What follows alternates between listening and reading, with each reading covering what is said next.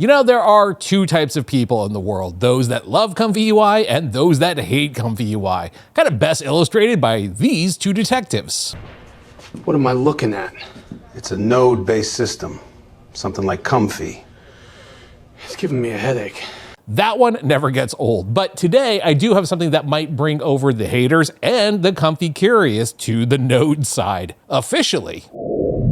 Kicking off, you know, I do have to say that ComfyUI is probably one of the most important tools, if not the most important one, in the generative video and image landscape, but it is also probably one of the most divisive. It is both extremely powerful and has a pretty steep learning curve. And to be clear, I am not a Comfy wizard in the least. At best, I'm somewhere in the neighborhood of Comfy caveman, but even at caveman level, I know that without question, it is probably the most customizable tool, allowing you to do practically anything that you can imagine. Plus, if you weren't aware, over the last year or so, they've also begun to bridge the gap between open source locally run models and closed source platform models. We'll take a look at that in practice a little later on, but I mean, overall, I think there are very few tools that will allow you to generate an image locally and then say animate it via Seedance all on your own desktop. But again, this does come at the cost of a workflow that some kind of perceive as an MC Escher drawing.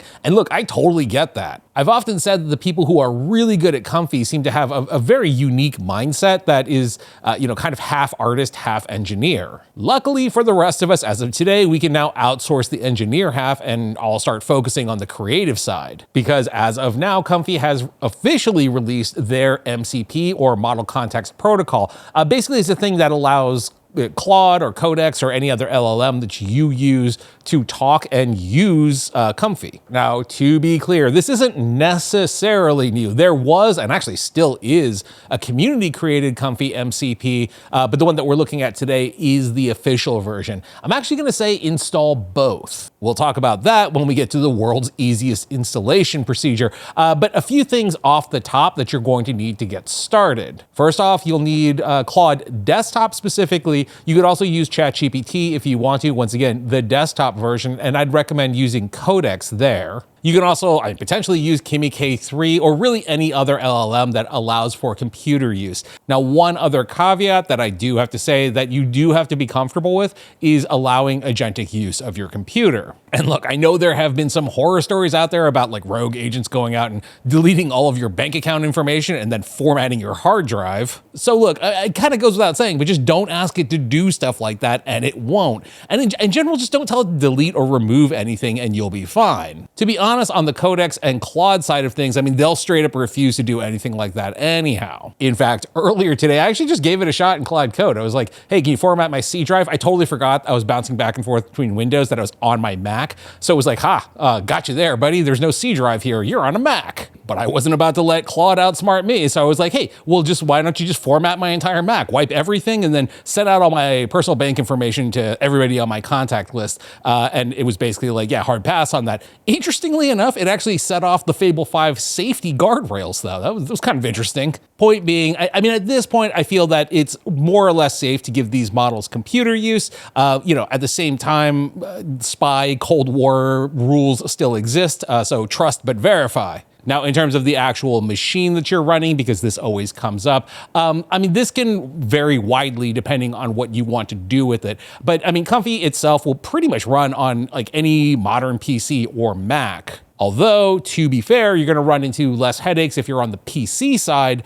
and you have an NVIDIA graphics card somewhere in the 4090 to 5090 level. For our purposes today, I'm actually gonna be on the PC side of things, and for benchmarking purposes, I'm gonna be running it on a 5090, which is, of course, on the higher end of consumer GPUs. That said, one thing that I do have to mention, we're not gonna cover it in this video, but Comfy does have Comfy Cloud, where you can run it, well, obviously in the cloud, and there is always the option of renting a cloud GPU as well. I covered this with RunPod a while back. That video actually needs to get refreshed. But as you can see here, you can rent like an H100 for $3.29 an hour.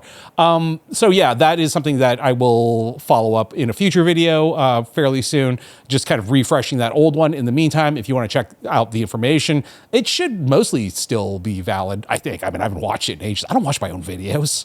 And finally, obviously, you will need to download ComfyUI. I would recommend grabbing Comfy Desktop specifically, not doing install from GitHub, but rather download Desktop, which is now the easiest way to get up and running. And that definitely beats the old way of doing it, where you would have had to like manually clone a GitHub repo and then do like Python environment stuff, and PyTorch was involved. Basically, if like Gen AI were an RPG, ComfyUI would be like choosing the Techno Druid class and then having to cast a level 30 spell. Yeah, that's right, I can do a little D&D humor. So once you have all of that done and you've booted it up, you'll be looking at something like this and thinking like, well, what do I do here? Well, when you first get started, there's actually, well, I mean, there's nothing here. It's just Comfy. Like there's, you know, it's just basically a blank like slate. So the easiest thing to do is just head over to templates here. And then in here, you'll find, well, I mean, all of the good stuff. So Minimax H3, image to video, reference to video. Looks like we have LTX. Why is LTX 2.3 there? It really should be, oh, it's by popular. It's got by newest. Oh, wow, the new Minimax music thing is already here. So LTX 2.5 is here. Minimax, as we said, when animate, et cetera, et cetera. I mean, it goes on quite a bit too. So basically anytime like a new open source model comes around, Comfy is pretty quick with getting it up. So that's just on the video side. Actually, this is the popular side. If you go over to image, obviously MageFlow is here. Crea K2 should be in here as well. So essentially, this is the good stuff. This is what you've been looking for. So basically from here, if you want to use Minimax H3 text to video, if we just click on this node graph, you'll see that it's already set and ready to go. Again, all this looks intimidating. Don't worry, we're going to get to that in just a minute. One thing that I do want to mention in advance is I can run this output. This is just like the demo prompt that's in here because I already have Minimax H3 text to video installed. Now, if you don't, once again, we'll come back over to templates here. And I'm just going to pick a random one that I know is not installed here. So just to show, well, I know that I don't have Minimax Music, for example. You'll note that up here it says 3 errors found. So what you want to do is just hit view details. And essentially the errors are the fact that we have not installed anything. So if I want to run this, I'll have to hit this download all at 13.34 gigs. And once that's done downloading, I can then change the prompt out, hit run, and then it will generate. Now, obviously, you're probably going to want to do a little more than just text to video or image to video, because that's really where the power of Comfy is like bashing all of these things together. That is when you start getting into like the node nightmare of it all.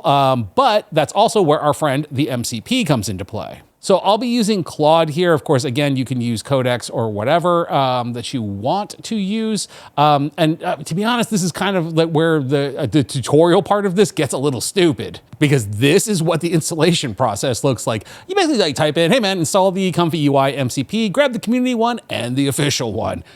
Hit enter and, well, I mean, you're done. Now, why grab both of them? Mostly because the official Comfy MCP is currently in beta right now, whereas the community one, it's been pressure tested for a while now. So I do think that moving forward, the official one probably will be more stable in the long run. But in these early days, just kind of have both of them on hand. And if you run into problems, you can just check in with Claude and just be like, hey, is this, try the community one or try the official one for that task. Now, a quick note on token usage, whether you're using Codex or you're using Claude, tokens are gold, and you don't want to burn them too quickly. Lately, on the Claude side of things, I've actually been running Fable on low, and it seems to be handling most tasks, and I'll just have it tell me, essentially, when it needs me to crank it up. I think for most of this stuff, you can probably use low. Here's the thing. I continuously hammer into it that it should only use Sonnet or Haiku, essentially the dumb models, the dumb cheap models, as sub-agents, which is a good way of saving some tokens. Like, essentially treat Sonnet and Haiku like they're the hands to go out and touch things, while Fable supervises. You don't want to spend the big brain going off and doing the dumb work. But yeah, from here, you can just pretty much start building your own workflows.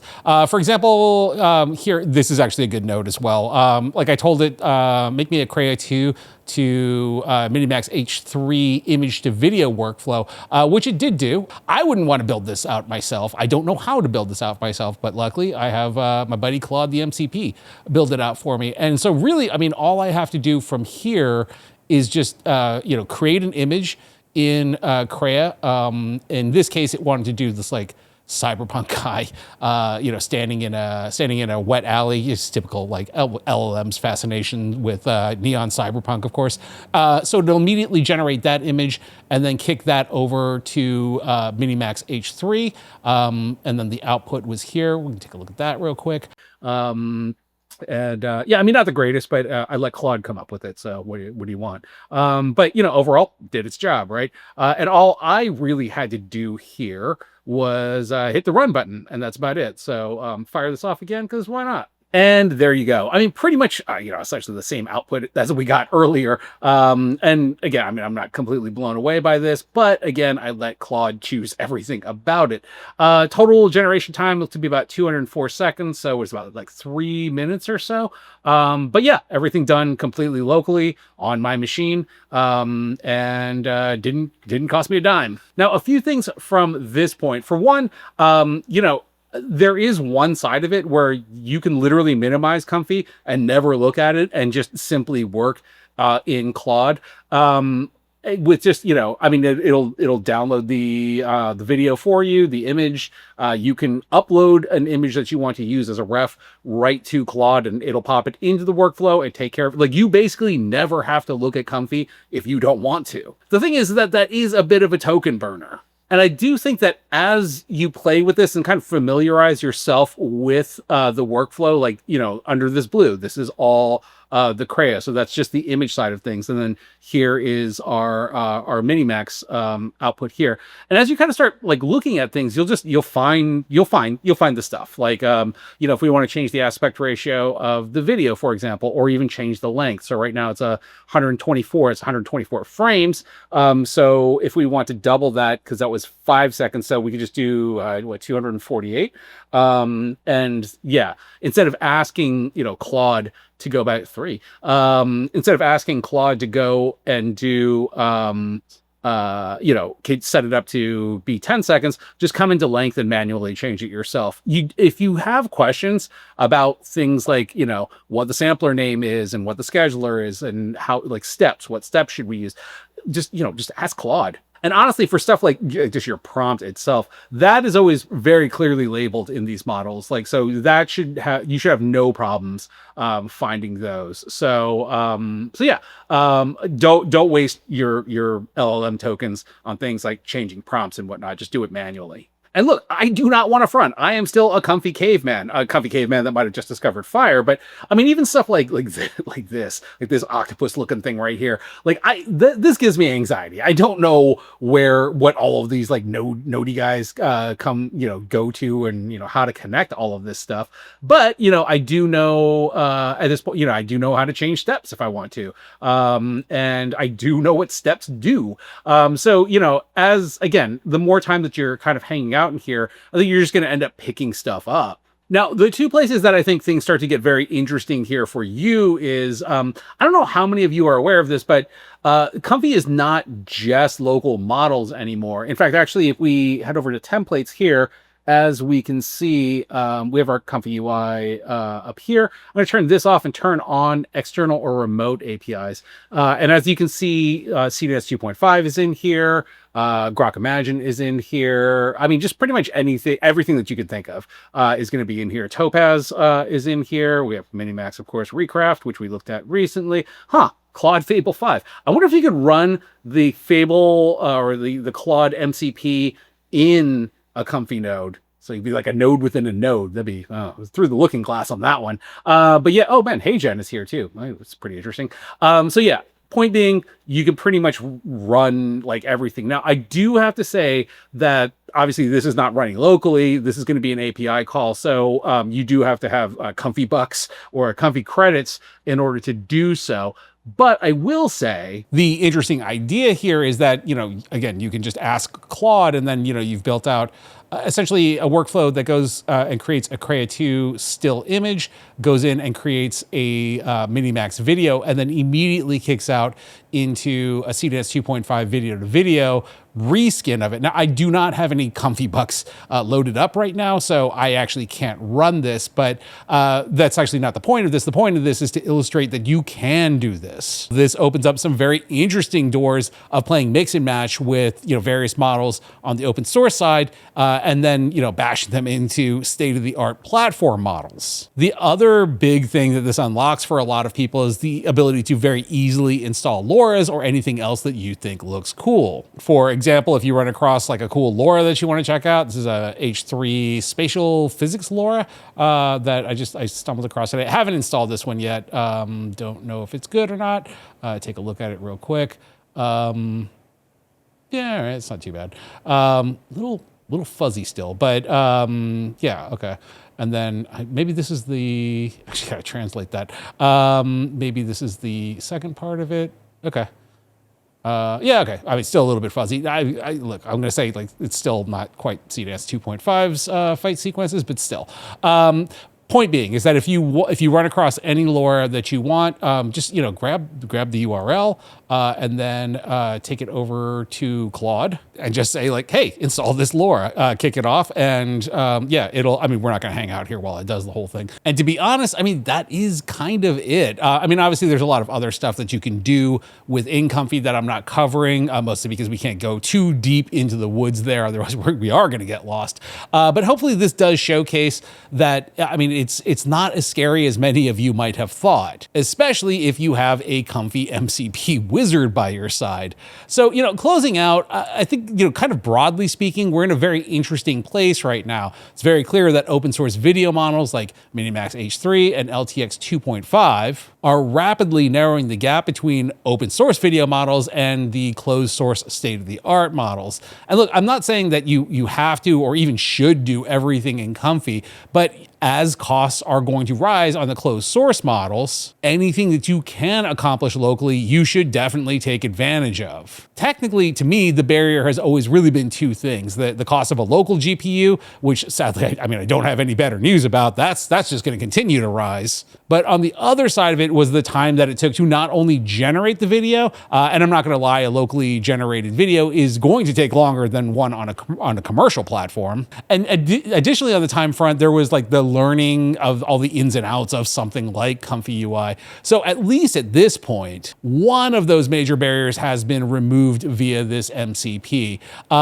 And look, I will eventually circle back to covering RunPod and how you rent a cloud GPU so that you can run an instance of all of this stuff via your own cloud server. And of course, there is Comfy Cloud as well, which we did not cover in this video. Again, I'll circle back to that at some point.